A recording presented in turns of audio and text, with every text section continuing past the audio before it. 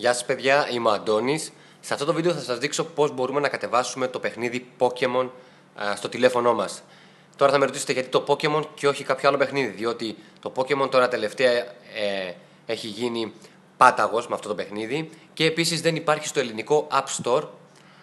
Υπάρχει, αν δεν κάνω λάθος, στο App Store της Αυστραλίας και της Νέας Ζηλανδίας, οπότε εμείς μπορούμε να το βρούμε και να το κατεβάσουμε. Όπως βλέπετε, το έχω ήδη κατεβάσει, είναι αυτό εδώ πέρα. Μπορούμε λοιπόν να το κατεβάσουμε και να παίξουμε χωρίς να έχει η συσκευή μας jailbreak. Καταρχάς, το πρώτο βήμα που θα πρέπει να κάνουμε είναι να πάμε σε αυτήν εδώ τη σελίδα, την οποία θα την γράψω και κάτω από το βίντεο. Λοιπόν, μπαίνουμε μέσα σε αυτή τη σελίδα και όπως βλέπετε το σπιτάκι στα αριστερά, εμείς πατάμε δεξιά ακριβώς με το τετράγωνο και το βελάκι προς τα κάτω. Πατάμε μια φορά, κατεβαίνουμε λίγο προς τα κάτω και πατάμε την επιλογή εδώ που λέει All Apps. Μπαίνουμε μέσα, κατεβαίνουμε προς τα κάτω και θα πρέπει να κάνουμε εγκατάσταση το Hip Store. Το Hip Store είναι μια εφαρμογή με την οποία μπορούμε να κατεβάζουμε πολλά και διάφορα παιχνίδια και εφαρμογές, τις οποίες το App Store τις έχει με πληρωμή. Παρ' όλα αυτά, με το Hip Store μπορούμε να τις κατεβάζουμε δωρεάν. Πατάμε δεξιά πάνω Install, ξαναπατάμε Install και θα κατέβει η εφαρμογή του Hip Store, είναι αυτή εδώ πέρα. Λοιπόν, εάν την κατεβάσετε για πρώτη φορά, δεν θα σας ανοίγει. Δηλαδή, θα πατήσετε μια φορά μέσα και δεν θα σας ανοίγει. Για να ανοίξει η εφαρμογή, θα πρέπει να πάτε στις ρυθμίσεις, να πάτε εδώ που λέει Γενικά, θα κατεβείτε λίγο κάτω, θα πάτε εδώ που λέει Προφίλ διαχείρισης συσκευών και θα πρέπει να εμπιστευτείτε αυτόν τον δημιουργό. Εδώ εμένα λέει διαγραφή εφαρμογής, διότι όπως σας έδειξα την έχω κατεβάσει την εφαρμογή. Εσάς θα σας λέει κάτι άλλο, θα πατήσετε μέσα και αν δεν κάνω λάθος θα πρέπει να πατήσετε 2 φορές ναι ή 2 φορές trust. Οπότε εάν κάνετε αυτό το βήμα, μετά θα μπορέσουμε να μπούμε μέσα στην εφαρμογή.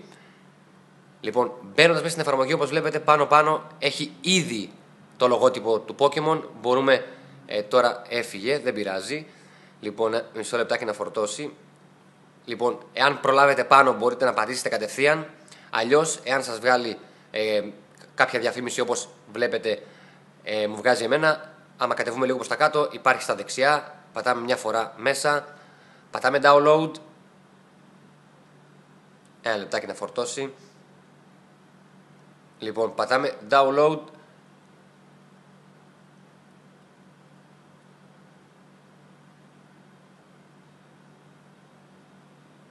Τέλος πάντων, επειδή το κατέβασα, μάλλον γι' αυτό μου κάνει αυτό το πράγμα που γυρνάει το στρόγγυλο εκεί στα δεξιά. Δεν πειράζει.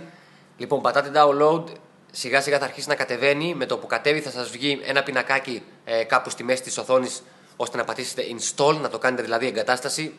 Παρ' όλα αυτά, εμένα ξανακατεβαίνει. Θα τα ακυρώσω. Ένα λεπτάκι. Ας τα ακυρώσουμε από εδώ.